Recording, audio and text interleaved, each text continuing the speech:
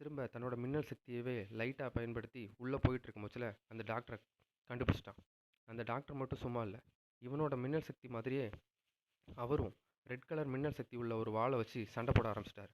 இவனோட டிஎன்ஏல இருந்து உருவாக்கப்பட்ட ஒரு ஸ்வாடு. அந்த ஸ்வாடை வச்சு அவர் சண்டை போட ஆரம்பிச்சிட்டு கடைசியில் நம்ம ஹீரோவே தோக்கடிச்சிருவார். இனிமேல் தன்னை இந்த உலகத்தில் எதுக்கு யாருமே இல்லைன்னு சும்மா கொண்டாடிட்டு இருப்பார் டாக்டர்.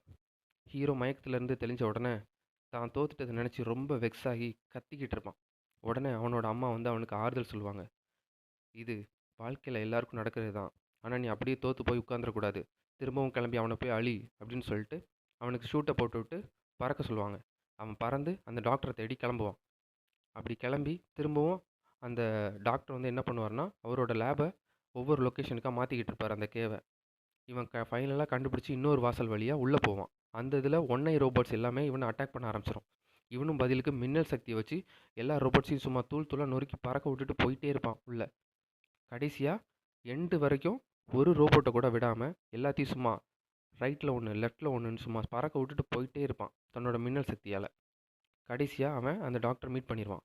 அவரையும் இருக்கிற கோவத்தை எல்லாத்தையும் சேர்த்து வச்சு அடிக்க ஆரம்பிச்சிருவான். தன்னோட மின்னல் சக்தியை மொத்தமாக சேர்த்து வச்சு சும்மா வெளுன்னு வெளுத்துருவான். அந்த டாக்டர் சும்மா இல்லை, ஆல்ரெடி வச்சுருந்த ஸ்வாடை வச்சு நம்ம ஹீரோவையும் பறக்க விடுவார்.